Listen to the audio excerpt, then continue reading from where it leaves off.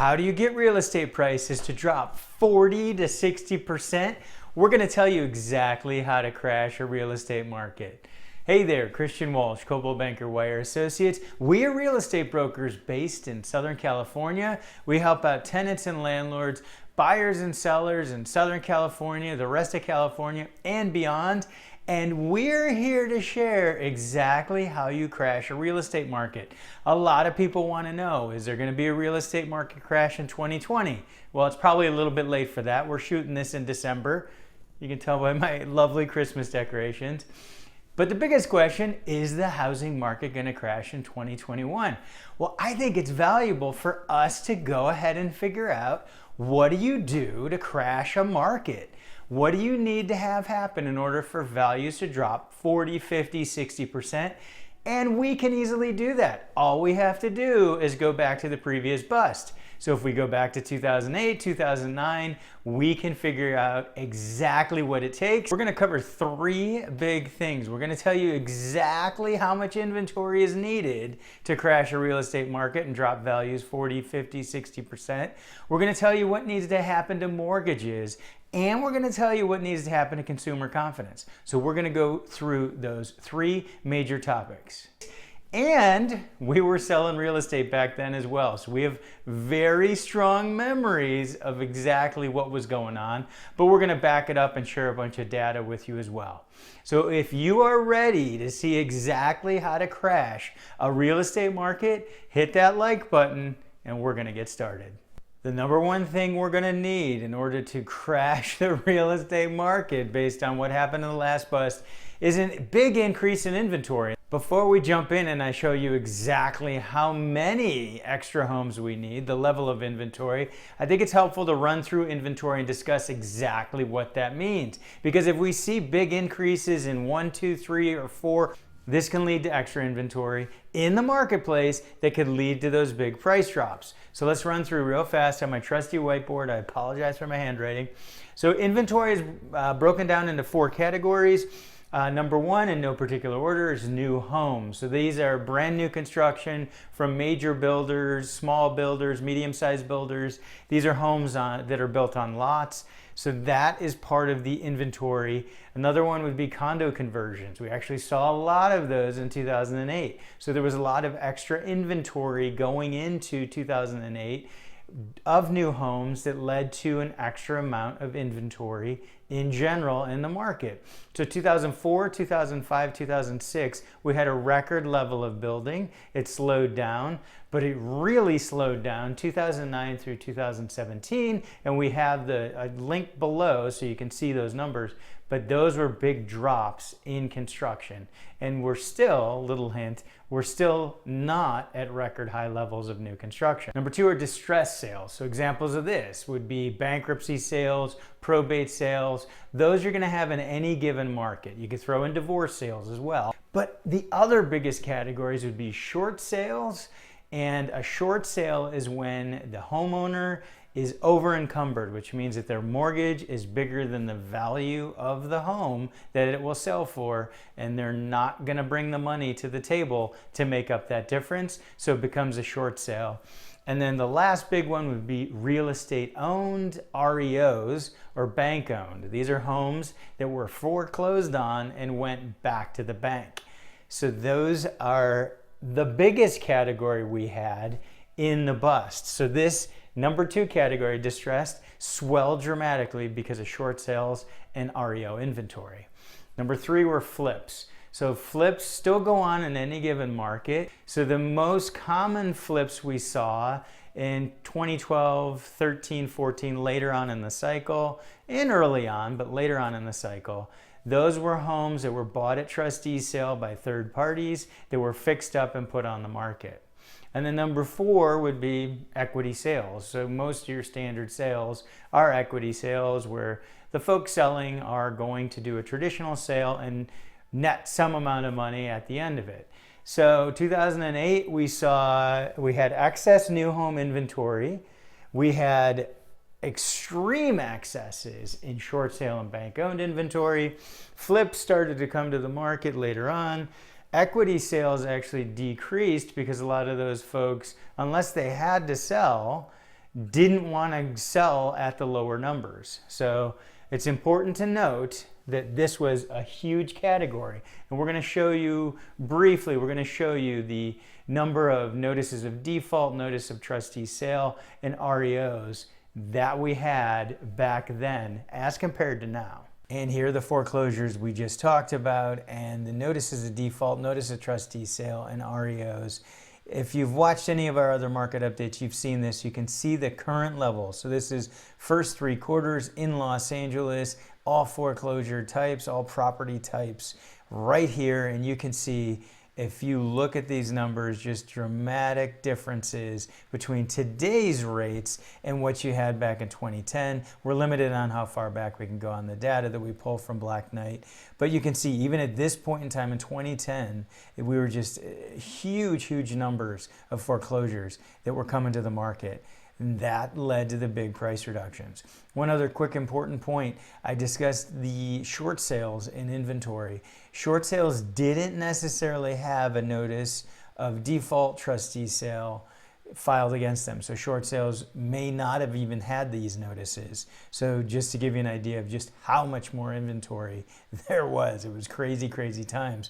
But we're about to show you exactly how much inventory it takes to create the price reductions. Here we go. So this is a tool called InfoSparks, and we've shown you this before, but what we're using it now is to show you the median home price drop. So these are Orange County, LA, Riverside County. This same thing will have happened in your marketplace no matter where it is, but we can see that through 2008, prices dropped, and then they went up over time. But 2008, we want to look at closely in order to see what inventory levels came to the market that led to these big price drops.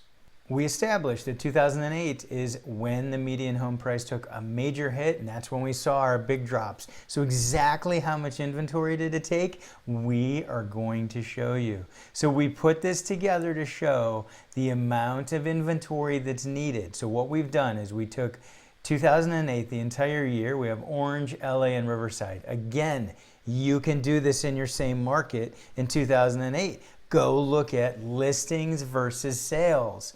So sales, we still had a lot of sales. I mean, 75,000 homes, condos, and townhomes sold in Los Angeles in 2008. That's not a small number.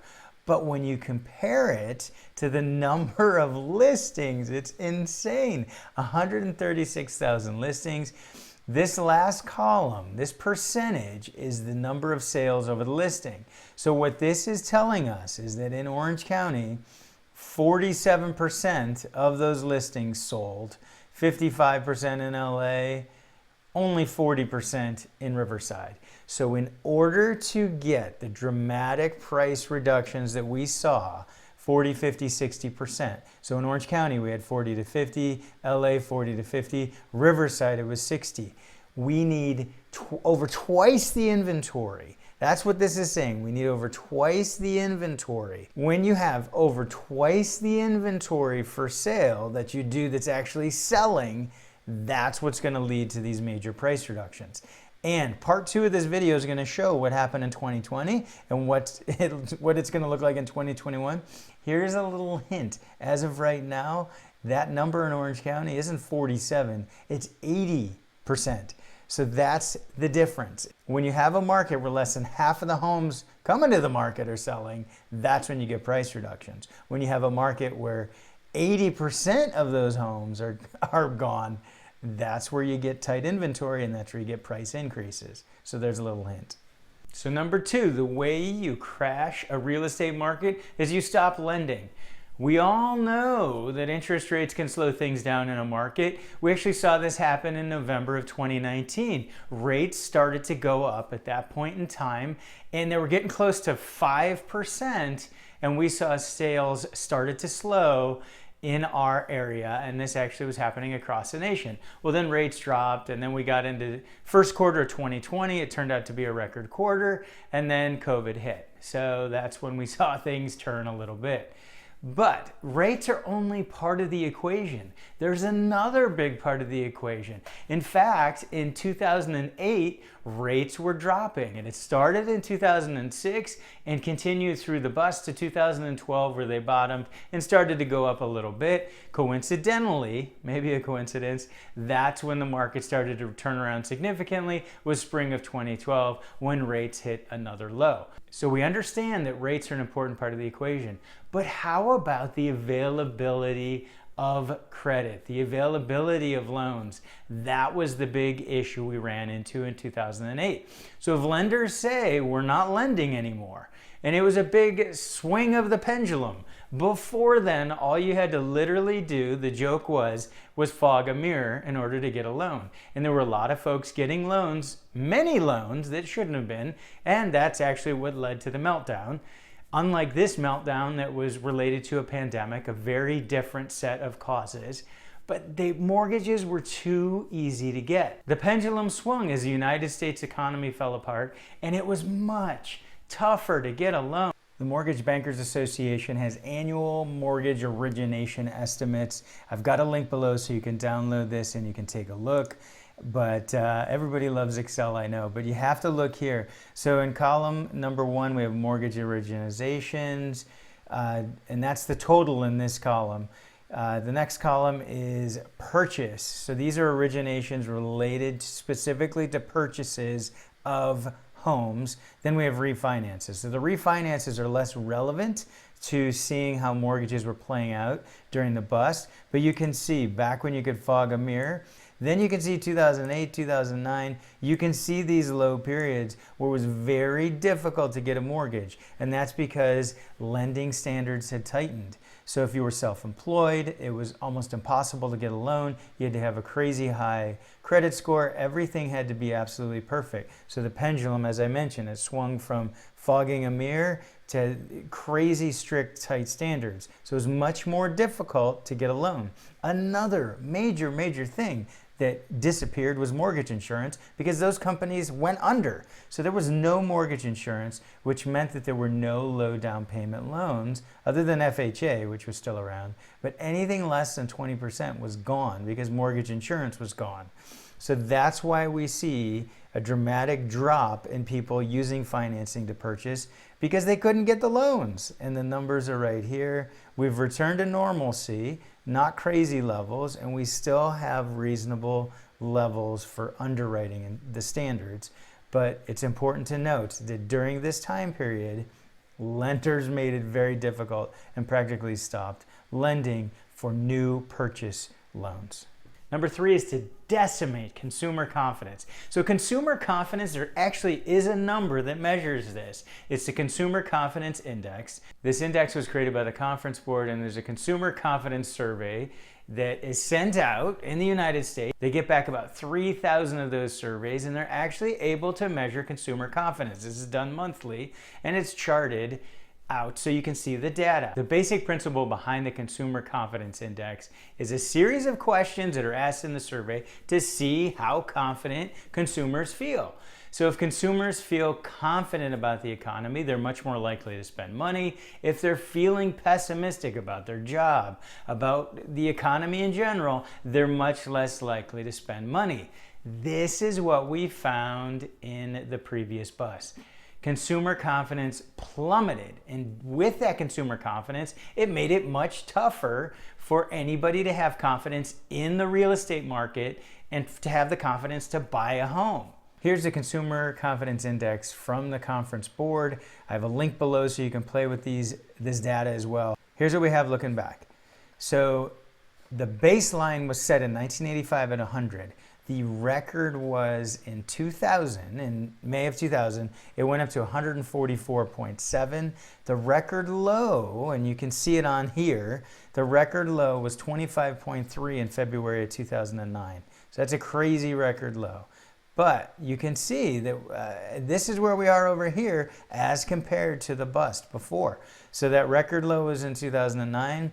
2012, it was pretty ugly as well. But when we look at this year, everything was looking good pre-COVID. We had 132.6 in February, then COVID hit and it dropped significantly The lowest was just under 86. It's gone up and gone down, but you can see that as of October, we're back over 100. November's 96. So the consumer confidence index is nowhere near that low of 25.3. We covered a lot of ground in this video, but we showed you what it takes to crash a real estate market based on what happened in the last bust, and that led to those 40, 50, 60% price reductions. So you need a dramatic increase in inventory, we're gonna need lending to stop, and we need consumer confidence to tank. If we get all those things, then we'll be on our way to big price reductions coming in 2021. So put your comments below. What do you think is going to happen to the market in 2021? Do you see a big crash in the market coming? I want to know your opinion. I also want you to subscribe to this channel because we are going to do a follow-up, a part 2, where we tell you exactly what happened in 2020 and what it's going to look like for 2021. We'd also love to have you subscribe to our email newsletter. It's weekly, it's free, and we cover topics like this and a whole lot more. There's a link below. Thanks for tuning in. This has been Christian Walsh, Coldwell Banker Wire Associates, and we appreciate you.